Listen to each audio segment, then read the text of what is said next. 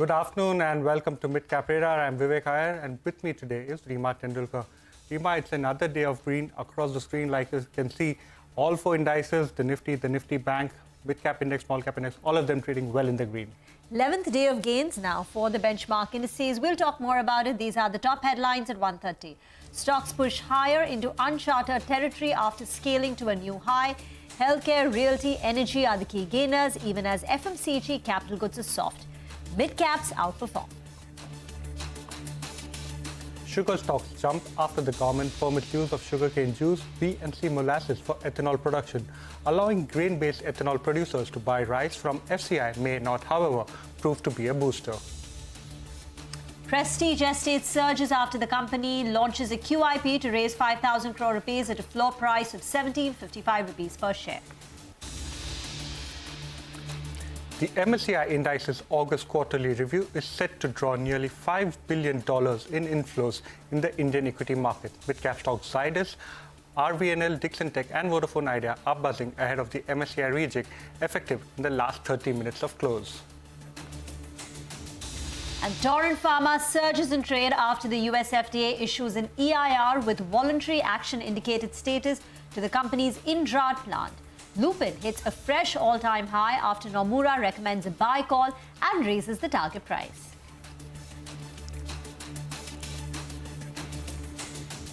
Well, first up, we have to address, how well the market has been doing. In anticipation, one of the aspects for the strong up move that we've seen across the last 12 trading sessions. In fact, if you look at it, the benchmark indices, that is the Nifty, has actually gone ahead and outperformed both the mid-cap and small-cap index, at least in the last 12 trading sessions. Nifty, in the last 3 decades, for the first time, has seen 12 straight sessions of gains. What is it that's doing well today? Across the space, you're seeing quite a lot of positive momentum. A couple of stocks on the radar, just in the last half hour. Look at names like United Spirits, that surged to the day's highest point. Look at names like Radico Khaitan, that's also gained. And, we'll get to that a little later in the show as to why exactly these stocks are doing well. But quite a lot of positive momentum in the FMCG space. Look at a name like AU Small Finance Bank. That particular stock is up almost 5% in the session today. Be interesting to see what exactly is the trigger over there. But this is the special show, Mid-Cap Movers. Hormaz is standing at the wall to take us through all of the other mid-caps that are moving in the session. Finally, some rebound coming in for the broader markets after all the pressure that we saw over the last couple of trading sessions. The mid-cap index near the highs of the day, so no prizes for guessing. We'll start off with the gainers, and leading the charts today is AU Small Finance Bank, and that is up the highest point of the day now, 6% higher for the stock. Among the top gainers on the mid-cap index, Prestige Estates, as we just mentioned, the launch of a QIP, also nearing the highs of the day, 6% higher there as well. MCX, and as Vivek just highlighted, Radico Khaitan, now almost 6.5% higher at the highest point of the day as well. A sector that is having a very sweet day today is sugar, and almost every single sugar name is trading with very healthy gains of anywhere between 5 to 7%. Yes, they have all come off the day's highest point, but still continuing to hold on to significant gains. Some other stocks that are doing well in today's trading session, which is Pharma. The Nifty Pharma Index is at a record high in today's session. Natco, Laurus, Alchem. At the highest point of the day is Alchem, now all trading with gains of 3.5%. So good going for the pharma index as well. Volumes, stocks that are doing well on heavy volumes today. Phenol-X Cables is one of them. Tata Elxsi seeing a bit of a bounce back after that 2-day sell-off that we saw. And Garden Reach, of course, after the order win that they signed earlier this morning, 4% higher there for the stock as well. And lastly, some stocks that are seeing some profit booking in today's trading session. NBCC is one of them. Remember, there's a board meeting tomorrow to consider a bonus issue of shares. Capri Global is the one, also down to the lowest point of the day, and Vodafone Idea, of course, continues to remain in the news, down 2%. Back to you guys. Thank you very much for that. Let's take the discussion on the markets forward and where we are headed. Uncharted territory, record gains, record levels for the markets day after day. Samit Chavan of Angel One is now with us. Samit, how do you go about the markets? Okay, I'm sorry, Reema, I think we have Hemant today. Good afternoon, Hemant. Apologies for that. Welcome to the show. First up, what I want to ask you is, when was the last time you saw the Nifty see 12 consecutive or notching up 12 consecutive sessions of gains? And what is the view from this point on? A very good afternoon to you, Vivek. Thank you for having me on the show. It's always a pleasure. Yes, 12 consecutive days is quite an achievement, especially now that the Olympics are over. The weeks is at 13.5, which is fair enough. As long as we don't cross 15, Vivek, things are hunky-dory. Bank Nifty, which has been underperforming, is turning for the better. 51,400 is the level we need to sustain above. We are probably trying to do that. Once that happens, we'll see more participation from the Bank Nifty. And frankly speaking, now the downside has been capped with the Reliance bonus announcement. Now, in terms of sentiment, weighted Reliance is significant, it's huge. So that bonus has capped the downside for the Nifty. So frankly speaking, we seem to be setting the stage to make further highs. I'll just take 30 seconds more. There are at least half a dozen stocks, Vivek, which have been consolidating for 3 to 4 years. HDFC Bank, Kotak Bank, Hindustan Unilever, SRF, Asian Paints. I mean, and there are a couple more. Bluest of blue chips, 3.5, 4 years have done nothing. Imagine if these stocks give a breakout in this bull market. Sky's the limit. Scared to even imagine where it's going, but yeah, the further upside seems like a distinct possibility. Just for the near term, Hemen, afternoon, what would the stock calls be? Okay. Hi, Rima. Not extreme near term. For a change, I have slightly longer term calls today. 6 months, 8 months, 12 to 15 months. Firstly, a buy call on Bajaj Finserv, Rima. Very interesting stock, very interesting scenario. 35 months of consolidation. Read my lips. 35 months of a consolidation. That's huge. It's a blue chip. And now it's on the cusp of giving a breakout. I'm saying cusp, weekly, monthly charts are happening. The market's not yet over. So a buy call on Bajaj Finserv, it's a conditional buy call, keeping in mind that we've just moved $250 in the last 12 trading sessions. So buy on Bajaj Finserv on declines, conditional, 1740, 1710, stop loss 1630, target out to 2000 and 2300. Time frame would be around 12 to 15 months, Rima. And the second stock where there's a buy call is Tata Communication. We've been consolidating for 10 months. The indicators are turning positive. It is setting the stage for an upside breakout. So once again, this is a conditional buy call because we have moved a bit in the near term. So buy on Tata Communication at 1940 and 1910. Split your purchases. Stop loss 1860. Target of 20 to 50 and 2500, Rima. 8 to 10 months. So these are medium term or longer term buy calls, Rima. Thank you so much, Hemen, for joining us and giving us, both your view on the Nifty as well as the stocks to look out for. Let's now slip into a short break. We'll get you more on the markets and stock-specific action on the other side. Stay tuned.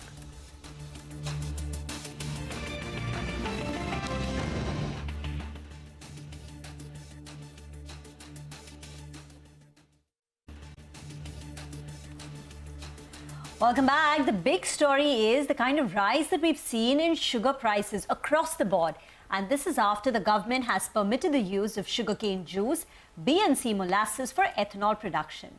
Now, earlier today, we had a chat with two companies who benefit, Sri Renuka and Balrampur Chini, for their perspective. Listen in to what they had to say. Now, for the season 24-25, the FRP is standing at 3,340 rupees. So there is formula and mechanism already in place. We have just requested the government to continue with the same formula. So, and whatever little increase they can consider on account of increase in the conversion cost. So that is on the pricing front. For Balrampur Chini Mills Limited, you will be knowing that this ethanol year will begin from 1st of November. So we will have only 5 months of production coming in this year, and thereafter it will get spillover into the next year. In any case, the impact of this relaxation will be felt in the next year only as far as the volumes are concerned. I think it should be in the region of around 22 to 23 crores liter. No, in fact, whether we like it or not, all these changes are going to be relevant once the next crushing season is started. Because cane juice as of today is not available because crushing is just not there. So I would say October onwards, it should start impacting the operations big time. Well, on the back of that particular development, all the sugar stocks are abuzz in the trading session. But this is a special segment, Midcap Spotlight. Rima, you're focusing on ITI, which is buzzing on the back of some order wins? Yes, so ITI is a telecom manufacturing company. It's government owned, so government has about a 90% holding in ITI. And today they announced that they've bagged their first EVM order. EVM stands for electronic voting machines. And this has come from the West Bengal government, from the State Election Commission of West Bengal. And they're going to be supplying 500 sets of these EVMs to West Bengal. Size of the order is not known, but the street is excited at the prospect, the opportunity, because it's the first time that the company is supplying EVM orders. And they said in their press release that they're exploring the business prospects for manufacturing and supplying EVMs with the other election commissions of other states. Now, the stock price performance, if you see, now year to date, it's done absolutely nothing. Though in the last 1 year, it has seen a rise of close to about 160%. Now, financials of the company have been under pressure, though recently it looks like maybe things would be improving. So ICRA in May had upgraded the rating on ITI because the company is now able to service its debt. They've seen a pickup and improvement in normalization in debt servicing. But just a quick word on the financials. Well, the revenues for the company have been coming down. Over the last 5 years, revenues have fallen from 2,000 down to 1,260. The company has made EBITDA losses for the last 2 years. And even on the bottom line, there was a big loss of 569 crore. But as ICRA pointed out, there is a pickup in the debt servicing. So we'll have to wait by to see how that plays out. The reason why the performance has been a bit under pressure, one, there have been delays in revenue execution by the company. Two, there was a higher share of low margin orders. That also hurt them, particularly at the operational level. There was a sharp rise in operating costs. And fourth, even the finance cost has been going up for the company. So these are some reasons on the financial bit of how the company is performed. But today, the excitement is surrounding that a new category has opened up for ITI. It's the first time they've supplied to West Bengal, but we'll have to see if this is meaningful in terms of an opportunity in the future. So EVM is a new segment that the company will be in. Remember, even Bharat Electronics has a sizable EVM order book. In the last elections, they were one of the companies that supplied EVMs. But Rima, you're also looking at Bharti Hexacom today. Citi has initiated coverage on the stock? Yes, so Citi has initiated coverage on Bharti Hexacom with a buy rating, and their target price stands at 1,405. So reason number one why they're bullish is they like the telecom space. They're saying they're positive in the telecom space because of the recent tariff hikes that we've seen. Two, there is improved likelihood of future tariff hikes.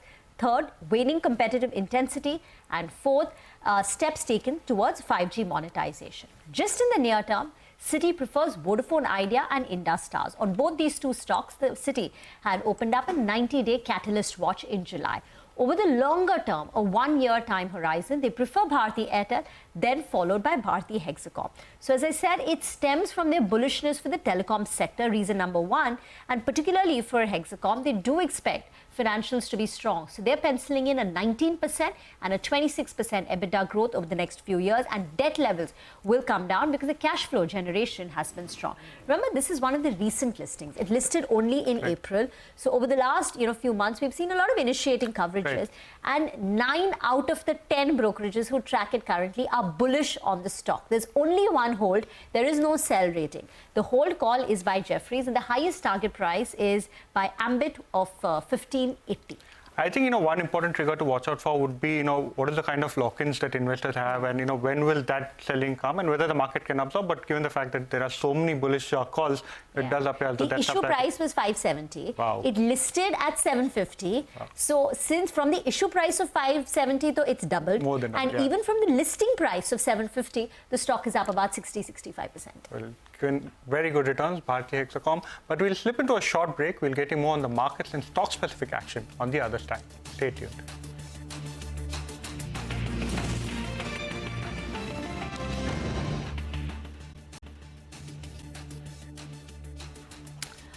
Welcome back. Paytm is a big mover today. So Paytm has suddenly shot up close to about 2.5%. For the last 3 months, the stock has been climbing higher. Pull up a 3-month chart of Paytm. But outside of that, generally, the color on the global market screen is also green.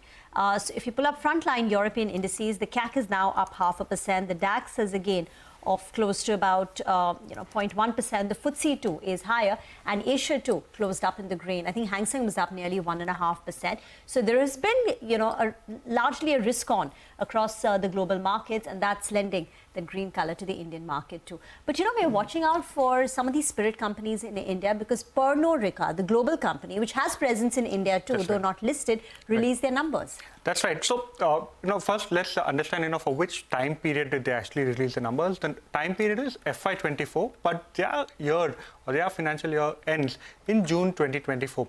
So, what we're trying to understand is, number one, what is the kind of sales that Pernod Ricard see? The India sales grew 6% on a year-on-year basis, with the company saying a mid-single-digit growth in the price as well as the volume mix. Now, along with that, the commentary there is quite strong. They're saying strong, broad-based and accelerated performance underpinned by strong consumer demand.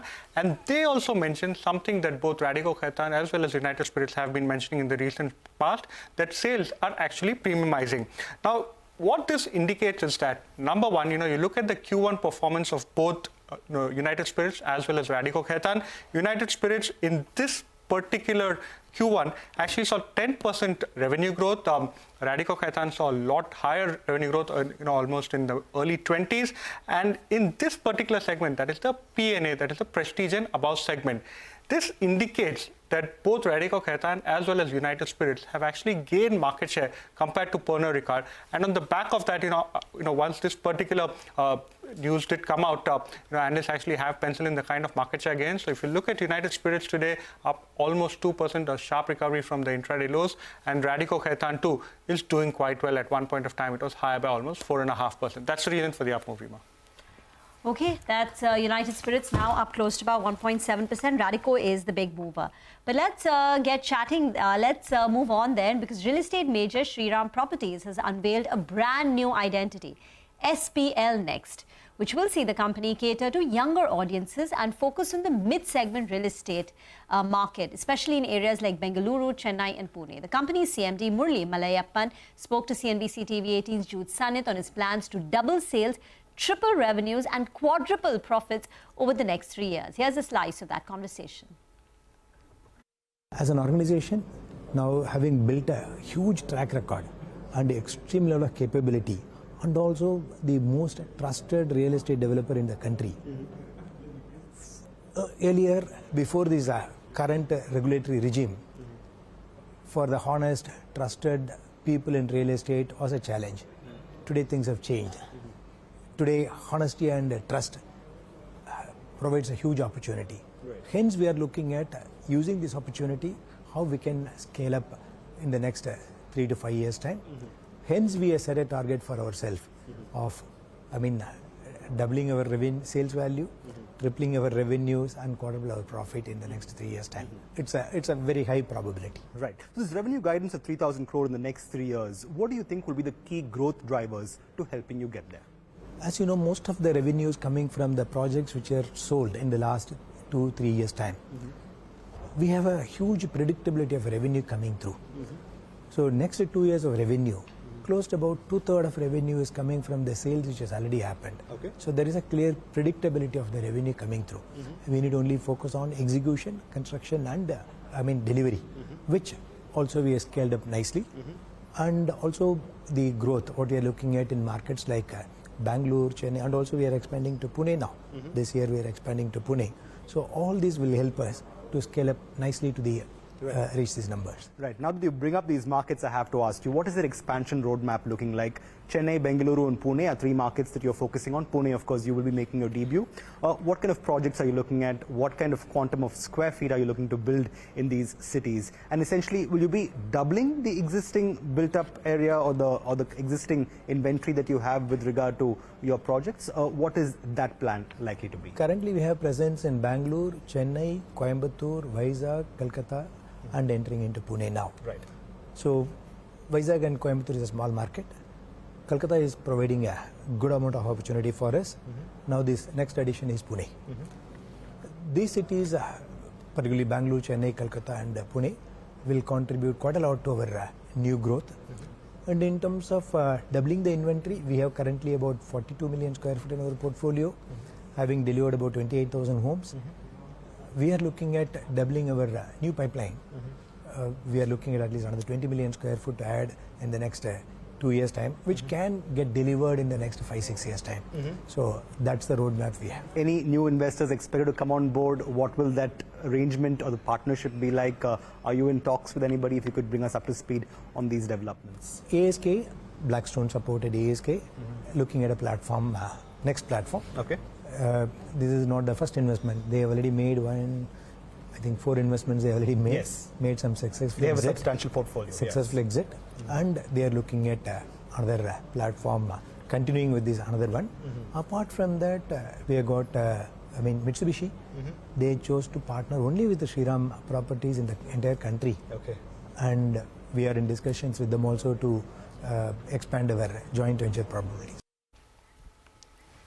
Well, a very interesting conversation there with Shriram Properties, brand relaunch as well as, very aggressive targets in terms of the P&L as well. But one stock we'd just like to discuss is Zydus Life Sciences. Some time ago, you saw a flash on the screen saying that the company's Jarod facility had received a warning letter from the US FDA.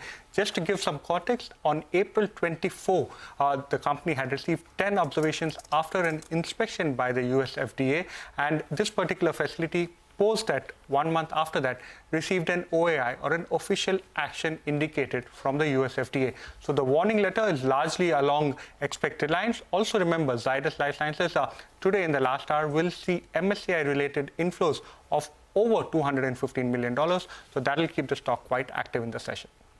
But that's all the time we have on this edition of Midcap Radar. Your stocks when we return.